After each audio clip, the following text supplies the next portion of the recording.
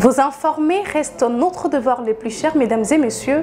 Bienvenue dans cette grande édition du journal universitaire. Clôture du mois de la femme à l'Université pédagogique nationale le lundi dernier. Les participants ont réfléchi autour du thème « En défendant le droit de femme, nous bâtissons un avenir meilleur pour tout le monde ». Une activité qui a connu la présence de la représentante de la ministre de l'Enseignement supérieur universitaire, Georges Nzilombi et Christian Chipomba pour le reportage. C'est avec pompe que la communauté de l'Université pédagogique nationale a clôturé le mois de mars dédié à la femme. En défendant le droit de femme, nous bâtissons un avenir meilleur pour tout le monde. C'est le thème principal développé au cours de cette conférence débat organisée à cet effet par le comité de gestion de l'UPEN. En présence de la représentante de la ministre de l'ESU et d'autres invités de marque, la rectrice de l'UPEN, professeure ordinaire Yvonne Ibebeki, a dans son mot des circonstances salué la volonté de la ministre de l'ESU, professeur Marie-Thérèse Sombo, d'accompagner et soutenir sans cesse les activités de femmes en leur donnant une place de choix dans son secteur sous l'impulsion du président de la République, Félix Tshisekedi, et de la première ministre Judith Suminwa. Ensuite, elle a invité les femmes à lutter davantage et à se sentir elles-mêmes responsables pour aller de l'avant, tout en pensant aux femmes victimes de la guerre à l'est de la RDC. Que la femme ne reste pas confinée là où elle est, qu'elle se sente responsable pour la nation, responsable elle-même, parce que c'est par elle-même qu'elle pourra se libérer. Elle ne doit pas attendre des autres. Et souvent, les femmes, nous sommes nous-mêmes des obstacles. Nous voulons pas aller de l'avant. La loi donne à la femme la possibilité de s'exprimer, la possibilité d'étudier. Nous devons de nous-mêmes lutter aussi pour aller de l'avant. Le président prône la masculinité positive. La femme seule ne pourra pas faire, mais il faudrait être accompagné aussi par les hommes. Dans les jours à venir, nous pensons faire, si c'est possible, d'ouvrir un bureau où nous pouvons accueillir des étudiantes, où elles pourraient venir parler des problèmes qu'elles rencontrent au niveau de l'université, comment les aider à aller de l'avant. Ces femmes-là sont extraordinaires, ces femmes-là de l'Est. On sent comment elles se battent. C'est un exemple pour nous. En tout cas, on est de cœur avec elles. Occasion faisant les larrons, la professeure ordinaire Espérance Baedila, représentante de la ministre de l'ESU à cette activité, a exhorté les femmes d'oser l'excellence en ayant confiance à elles-mêmes. Oser pour une femme, c'est souvent défier les normes profondément enracinées. L'excellence, c'est le plus haut niveau de performance, d'exigence et de mérite. Dans le contexte universitaire, c'est la qualité des enseignements, la qualité des recherches, la qualité de l'administration, la qualité de la gouvernance et du service public. L'ambition, c'est cette force intérieure, ce désir de progresser, de construire, de marquer l'histoire. Les défis ne sont pas des murs infranchissables, ils sont des tests de résilience. Aujourd'hui, les femmes dans l'enseignement supérieur n'ont plus peur d'avoir des ambitions. La porte est là, non? Nous avons une ministre qui est femme, n'est-ce pas? Oui. La rectrice de l'UPN, c'est une femme. Oui. Puis les différents conférenciers du jour ont tour à tour développé leur sous-thème en soulignant que la femme professeure congolaise constitue l'élite du genre féminin et il faut lutter efficacement contre les violences faites à la femme en garantissant son égalité, ses droits et son autonomisation dans la société. L'éducation étant un droit pour tous, la femme doit en bénéficier sans discrimination car éduquer une femme, c'est éduquer toute une nation, dit-on. Pour boucler les boucles, les échanges nourris ont eu lieu entre les intervenants du jour et l'assistance. Au nom de tous les membres de son comité, la professeure ordinaire Yvonne Ibebeki a déclaré close les activités liées à la célébration des droits de la femme à l'UPEN dans un climat de paix et d'ambiance.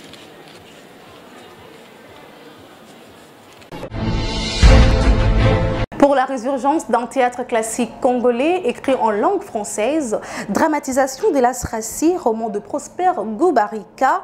C'est le titre de la thèse de doctorat soutenue publiquement par le chef des travaux Guy Moussomo Wapimbi de la faculté des lettres et sciences humaines au département des lettres et civilisations françaises de l'Université pédagogique nationale. C'était le mardi dernier. Georges Ndilumbi et Christian Tupomba pour les détails. Devant un jury composé de professeurs qualifiés et en présence de membres de famille, amis et connaissances, le chef des travaux Guy Moussomo Wapembe de la faculté de lettres et sciences humaines de l'Université pédagogique nationale a au cours de cette cérémonie des soutenances publiques de sa thèse de doctorat souligné que cette dissertation doctorale a pour objet de se poser comme un indéniable plaidoyer en faveur de la résurgence en République démocratique du Congo d'un théâtre classique écrit en langue française par des Congolais, quitte à être traduit ensuite en nos langues nationales destinées à la fois à la classe des langues et à la scène. Cette thèse de doctorat intitulée pour la résurgence d'un théâtre classique congolais écrit en langue française, dramatisation de Las Rassi, roman de Prosper Goubarika, se doit être considérée d'abord comme la réalisation d'un rêve éveillé tel des nobles et légitimes idéal, celui de voir la jeunesse congolaise reprendre le goût au théâtre écrit et joué sur scène. En outre, les candidats a précisé quelle est ensuite la tentative d'une théorie, celle qui postule la dramatisation comme une pratique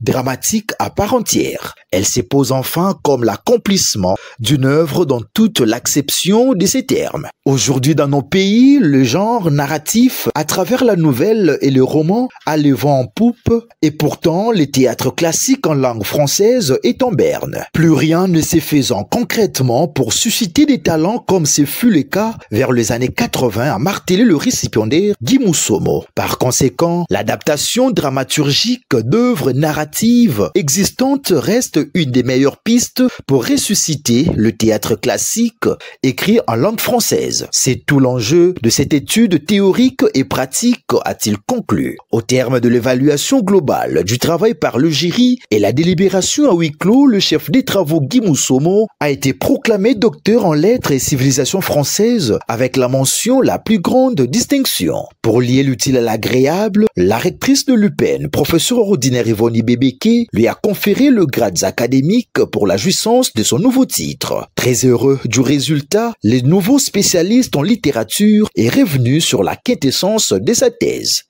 Le théâtre était au sommet et ça nous a chanté d'aller dans les salles de spectacle voir le théâtre, mais aujourd'hui ce théâtre-là en langue française n'existe plus. Qu'est-ce que nous vivons? Nous vivons un théâtre populaire qui n'est pas bien travaillé, bien fignolé. Et très souvent, qu'est-ce qui nous présente ce théâtre-là? Ce sont des amateurs qui n'ont pas été vraiment formés dans des écoles dignes de ce nom. Mais nous avions voulu, en fait, faire un plaidoyer pour que notre théâtre puisse redorer son blason d'antan. Il faudrait d'abord, le gouvernement, vous comprendrez que nous n'avons plus de théâtre alors que nous devons hausser notre culture. Et le théâtre, c'est un grand vecteur qui dispense la culture à travers le monde. Vous voyez par exemple dans des deuils, au lieu de porter le noir, vous voyez, on porte le blanc. Ce n'est pas notre culture, mais c'est à travers Bollywood que nous sommes en train de vivre ça.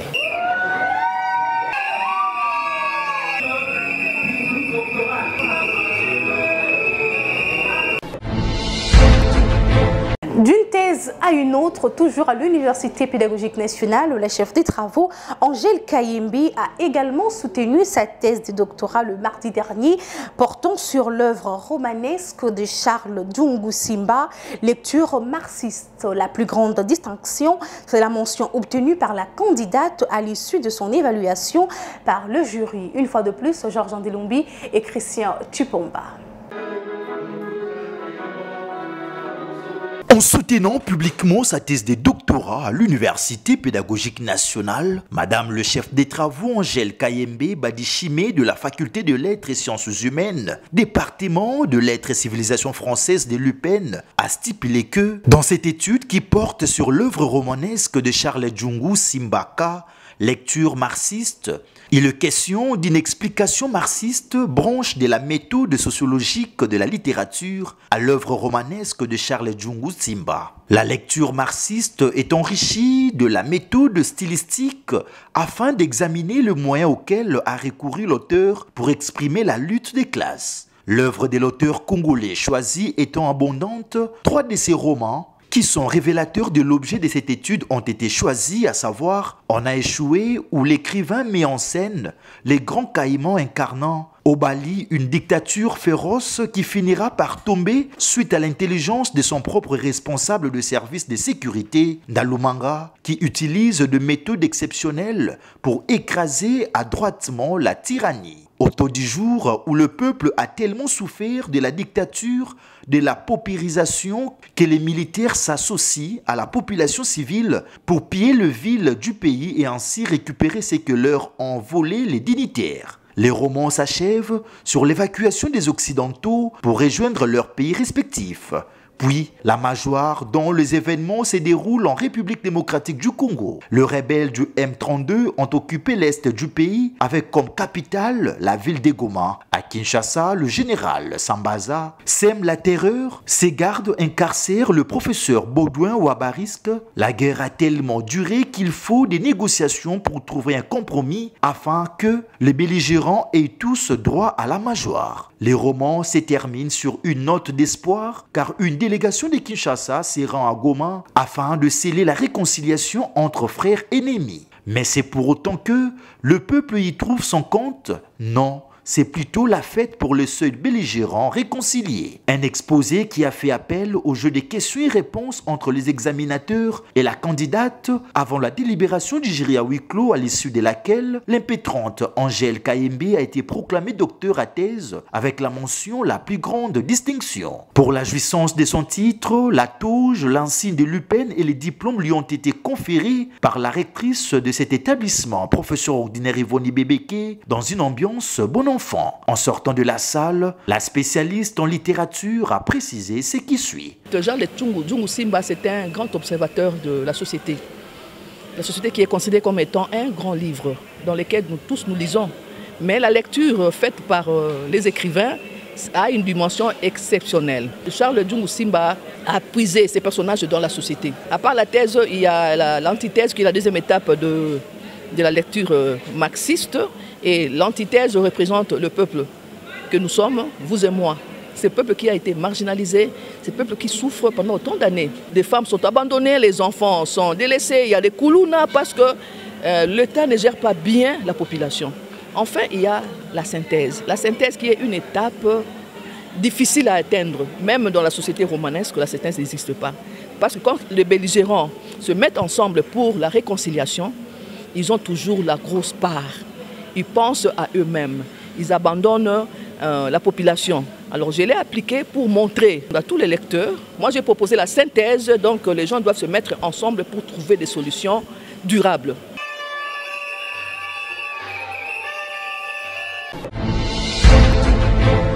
Direction la Haute École des commerces de Kinshasa pour parler du début des examens du premier semestre organisés en suivant les prescrits du système LMD et les calendriers académiques édictés par la ministre de l'Enseignement supérieur universitaire, professeur docteur Sombo Safi Ayane Marie-Thérèse. Reportage de Blaise Bouchard.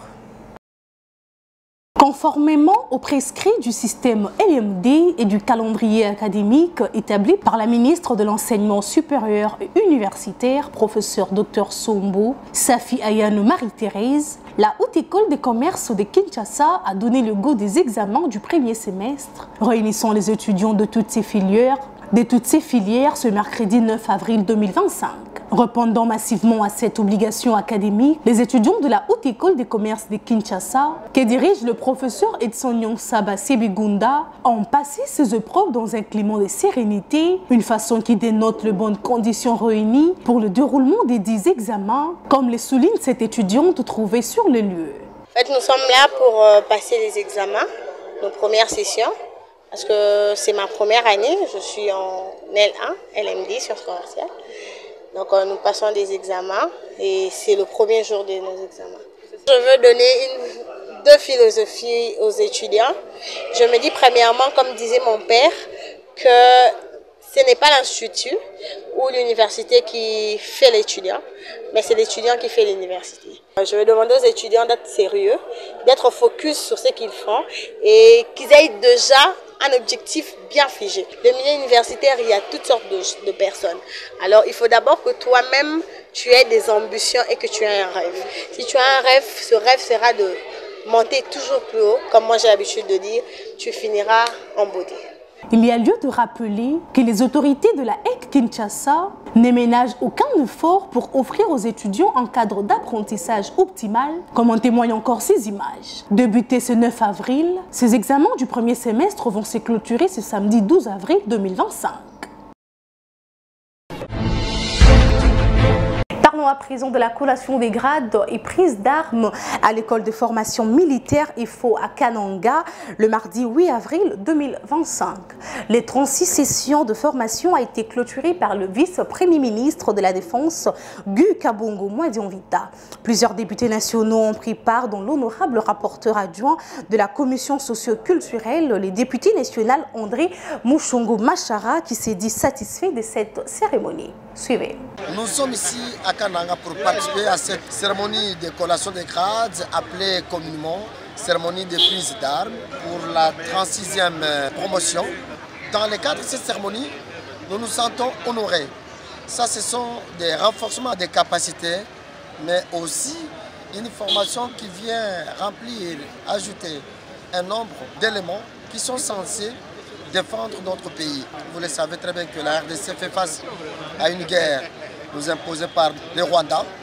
Voilà pourquoi nous avons décidé d'honorer nos militaires qui ont terminé cette formation pour leur dire que nous, Assemblée nationale, députés nationaux, nous sommes derrière eux, nous connaissons leurs besoins. Nous avons ce devoir-là de leur doter des moyens conséquents pour qu'ils soient en mesure de défendre non seulement notre pays, mais protéger les personnes et de leurs biens.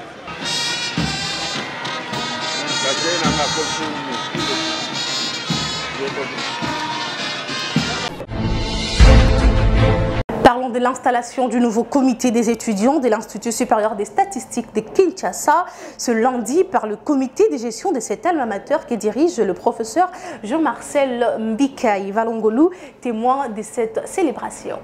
L'instruction académique 026 est respectée à l'Institut supérieur des statistiques de Kinshasa, chapeauté par le bidoc Jean-Marcel Mbikaï. Voilà qui justifie cette double cérémonie d'installation du nouveau comité des étudiants et des remises et reprises entre le sortant et les entrants. Dans sa prise de parole, le numéro 1 de l'ISESKIN a félicité les comités sortants pour leur gestion marquée par un climat de paix à l'établissement. Il a par la suite exhorté les comités entrants de suivre leurs prédécesseurs en garantissant la discipline et l'esprit entrepreneurial. Oui, j'insiste pour la discipline parce que tout homme qui veut aller très loin, n'est-ce pas, il doit être d'abord discipliné lui-même. Et notre président de la République prône la discipline dans tout ce que nous faisons. Et quand j'ai dit on doit prôner, qu'ils doivent être entrepreneurs ou avoir l'esprit d'entrepreneuriat, tout le monde pense toujours à être soit dans une entreprise de télécommunications, tout le monde pense qu'ils peuvent travailler à la banque, tout le monde pense, chacun a ses ambitions. Oui, par rapport à leur mandat, on leur a dit qu'ils doivent être disciplinés et qu'ils doivent être des modèles, n'est-ce pas, par rapport à d'autres, parce que c'est eux qui sont maintenant, n'est-ce pas, des commandants de bord de cet alma mater par rapport aux étudiants. Ils doivent être disciplinés, ils doivent être vraiment des modèles. Très satisfait, le président des étudiants sortants a salué l'accompagnement du comité Mbikaï avant de passer le flambeau des commandements à son collègue entrant. On est ensemble? Ok, je te les donne officiellement.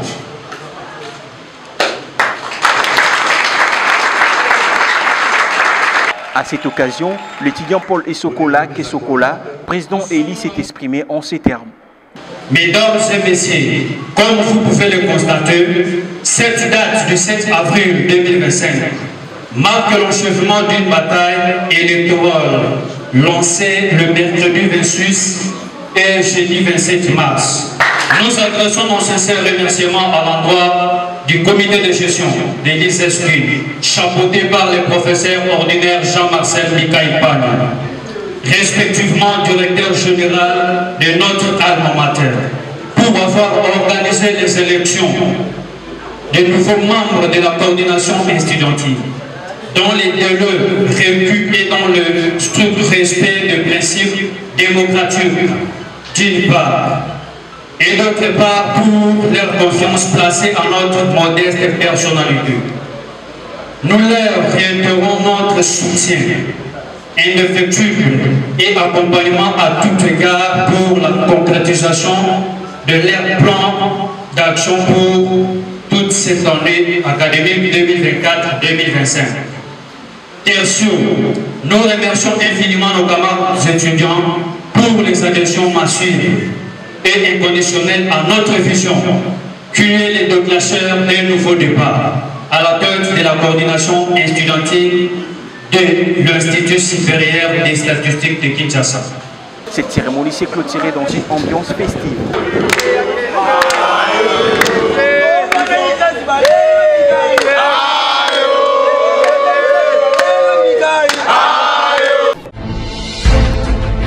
La gestion de l'information en temps de crise, c'est le thème de la conférence débat organisée par le foyer universitaire Saint-Paul. L'activité s'est déroulée au grand séminaire de la commune de Limba-Regini. Élément signé par Elikia Kiakou et Nene Wombenga.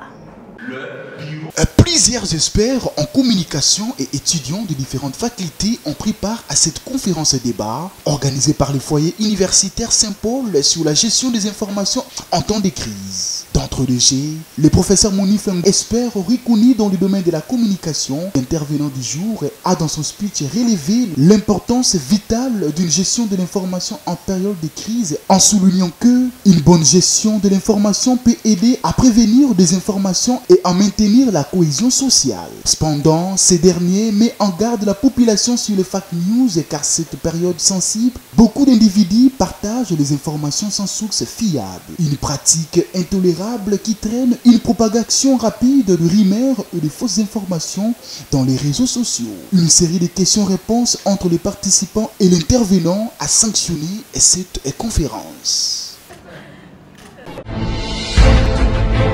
L'entrepreneuriat et le développement personnel a été les thèmes de la première conférence débat organisée du 4 au 5 avril 2025 par l'ONG Agir pour la promotion de l'éducation entrepreneuriale, APEE en sigle.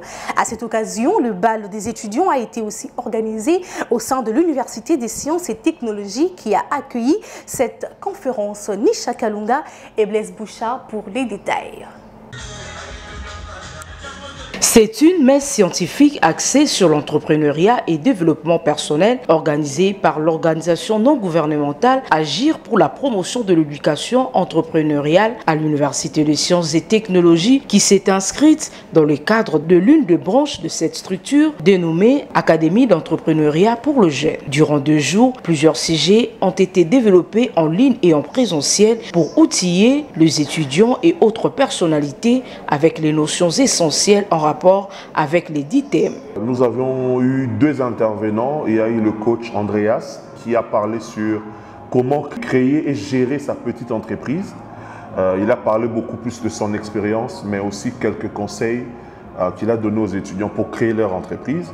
Et moi, j'ai intervenu dans le cadre de développement personnel, un impératif pour celui qui veut entreprendre ou celui qui est déjà en train d'entreprendre.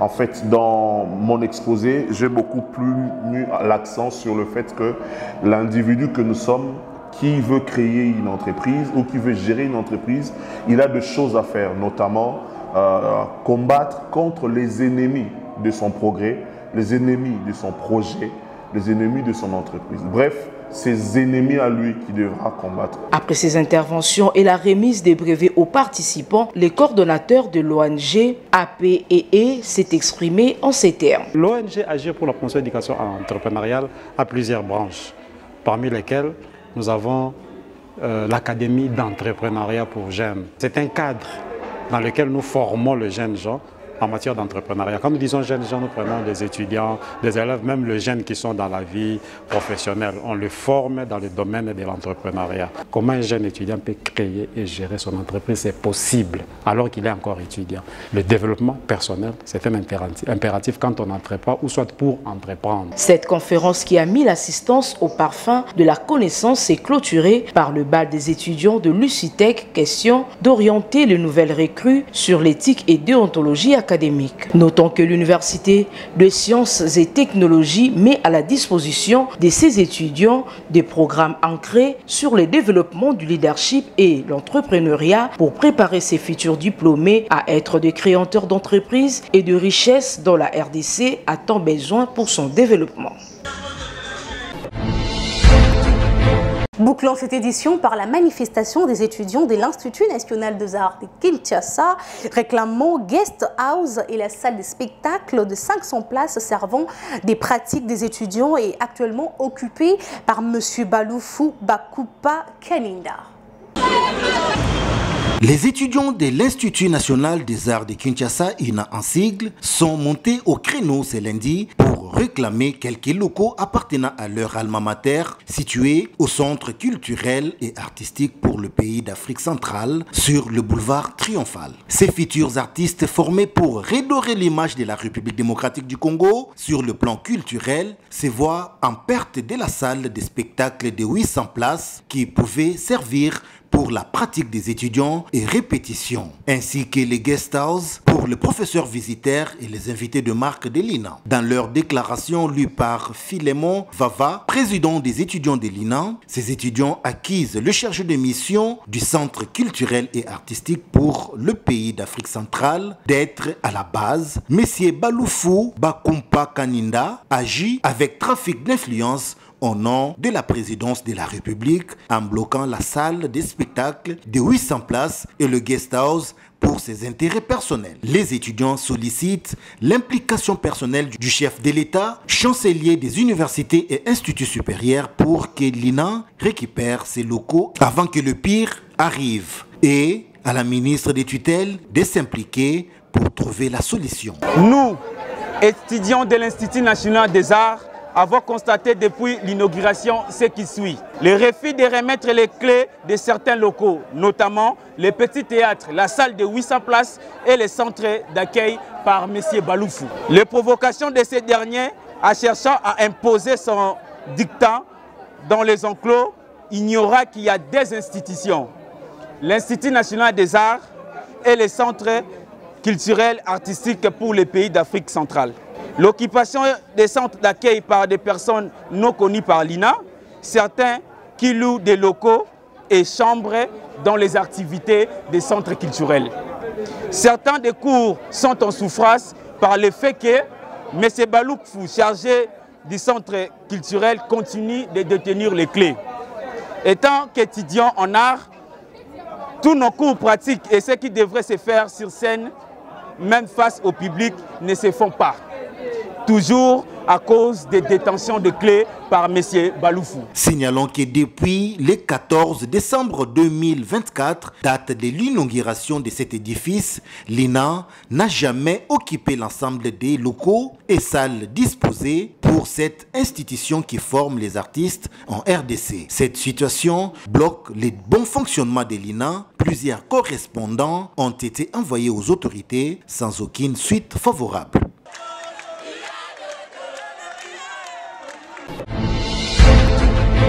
Mesdames et messieurs, nous sommes arrivés à la fin de cette grande édition du journal universitaire. Si vous l'aviez aimé, dites merci à Jires Landou qui était derrière la caméra, réalisé par le docteur Emmanuel Lema, toujours sous la coordination de l'honorable André Mouchongo Machara. Quant à moi, je vous dis au revoir et bonne suite de programme sur nos chaînes partenaires.